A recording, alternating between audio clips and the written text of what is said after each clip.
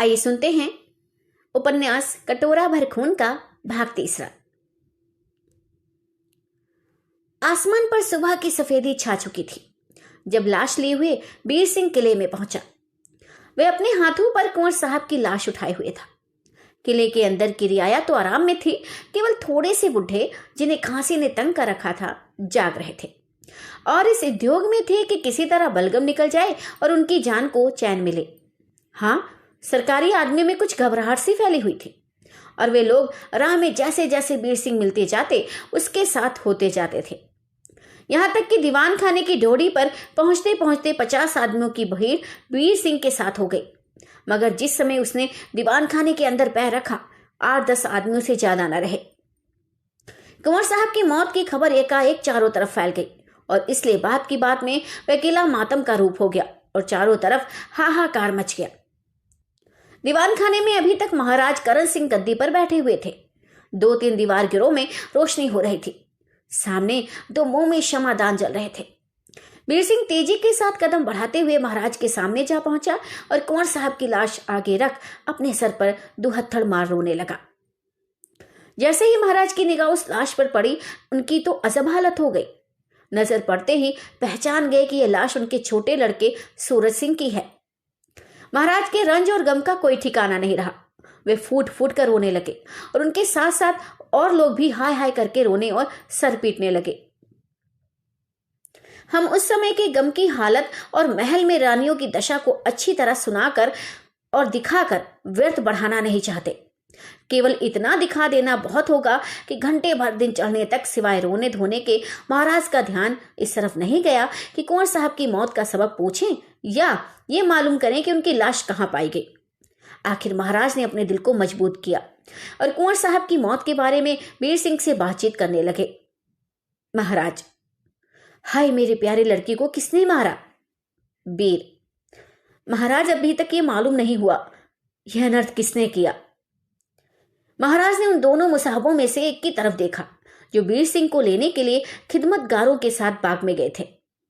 महाराज, क्यों हरि सिंह, तुम्हें कुछ मालूम है? हरि, जी कुछ भी नहीं। हाँ, इतना जानता हूं कि जब हुक्म के मुताबिक हम लोग बीर सिंह को बुलाने गए तो इन्हें घर ना पाया। लाचार पानी बरसते ही में इनके बाग में पहुंचे और इन्हें वहां पाया। उस समय ये नंगे बदन हम लोगों के सामने आए। इनका बदन गीला था। इससे मुझे मालूम हो गया कि ये कहीं पानी में भीग रहे थे और कपड़े बदलने को ही थे कि हम लोग जा पहुंचे। खैर, हम लोगों ने सरकारी हुक्म सुनाया और ये भी जल्द कपड़े पहन हम लोगों के साथ हुए। उस समय पानी का बरसना बिल्कुल बंद था। जब हम लोग बाग के बीचों बीच अंगूर की झाड़ियों के पास पहुंचे तो एकाएक इस लाश पर नजर पड़ी। महाराज, हम तो नहीं कह सकते क्योंकि चारों तरफ लोगों में बीर सिंह नेक, ईमानदार और रहमदिल मशहूर है। मगर जैसा कि तुम बयान करते हो, अगर ठीक है तो हमें बीर सिंह के ऊपर शक होता है। हरि जी, ताबेदार की क्या मजाल की महाराज के सामने झूठ बोले।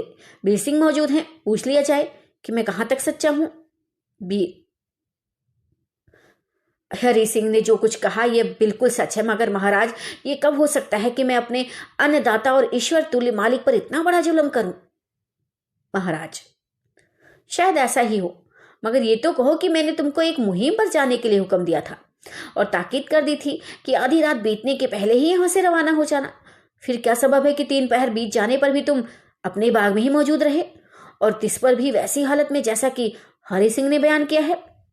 इसमें कोई भेद जरूर है। बीर, इसका सबब केवल इतना ही है कि बेचारी तारा के ऊपर एक आफत आ गई और वह किसी दुश्मन के हाथ में पड़ गई। मैं उसी को चारों तरफ ढूंढ रहा था, इसी में देर हो गई। जब तक मैं ढूंढता रहा पानी बरसता रहा, इसी से मेरे कपड़े भी गीले हो गए और मैं उस हालत में पाया गया जैसा कि हरि सिंह ने बयान किया है। महाराज, ये सब बातें बिल्कुल फजूल हैं। अगर तारा का गायब होना जाना ठीक है तो ये कोई ताज्जुब की बात नहीं, क्योंकि वह बदकार औरत है।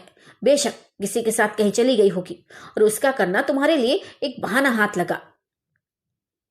तारा बदकार औरत है, यह बात बीर सिंह को गोली के समान लगी, क्योंकि वे खूब जानते थे कि तारा पतिव्रता है और उन पर उसका सच्चा प्रेम है। बदन कांपने लगा, मगर इस समय क्रोध करना सभ्यता के बाहर जान चुप हो रहे और अपने को संभाल कर बोले, महाराज तारा के विषय में ऐसा कहना अनर्थ करना है। हरि सिंह, महाराज ने जो कुछ कहा ठीक है। बीर सिंह पर शक करने का ताबेदार को और भी मौका मिला है। महाराज, वह क्या? हरि, कुंवर साहब जिन 3 आदमियों के साथ यहां से गए थे, उनमें से 2 आदमियों को बीर सिंह ने जान से मार डाला और सिर्फ एक भाग कर बच गया। जब हम लोग बीर सिंह को बुलाने के लिए उनके बाग की तरफ जा रहे थे, उस समय ये हाल उसी की जुबानी मालूम हुआ था। इस समय वह आदमी भी, जिसका नाम रामदास है, ड्योढ़ी पर मौजूद है। महाराज, हाँ, कैसी बात है? हरि सिंह, मैं महाराज के कदमों की कसम खाकर कहता हूं कि यह हाल खुद रामदास ने मुझसे कहा है। जिस समय हरि सिंह ये बातें कह रहा था, महाराज की निगाह कुंवर साहब की लाश पर थी। एकाएक कलेजे में कोई चीज नजर आई। महाराज ने हाथ बढ़ाकर देखा तो मालूम हुआ छुरी का मुट्ठा है, जिसका फल बिल्कुल कलेजे के अंदर घुसा हुआ था। महाराज ने छुरी को निकाल लिया और पोंछ कर देखा। कब्जे पर राजकुमार बीर सिंह खुदा हुआ था। अब महाराज की हालत बिल्कुल बदल गई। शोक के बदले क्रोध की निशानी उनके चेहरे पर दिखाई देने लगी और होंठ कांपने लगे। बीर सिंह ने चौंक कर कहा, बेशक ये मेरी छुरी है। आज कई दिन हो गए चोरी हो गई थी। मैं इसकी खोज में था, मगर पता नहीं लगता था। महाराज, बस चुप रहना लायक। अब तो किसी तरह अपनी बेकसूरी साबित नहीं कर सकता। हाय, क्या इसी दिन के लिए मैंने तुझे पाला था? अब मैं इस समय तेरी बातें नहीं सुनना चाहता। कोई है? इस हरामजादे को अभी ले जाकर कैदखाने में बंद करो। हम अपने हाथ से इसका और इसके रिश्तेदारों का सिर काटकर कलेजा ठंडा करेंगे। हरि सिंह, तुम 100 सिपाहियों को लेकर जाओ। इस कमबख्त का घर घेर लो और सब औरत मर्दों को गिरफ्तार करके कैदखाने में डाल दो। फौरन महाराज के हुक्म की तामील की गई और महाराज उठकर महल में चले गए।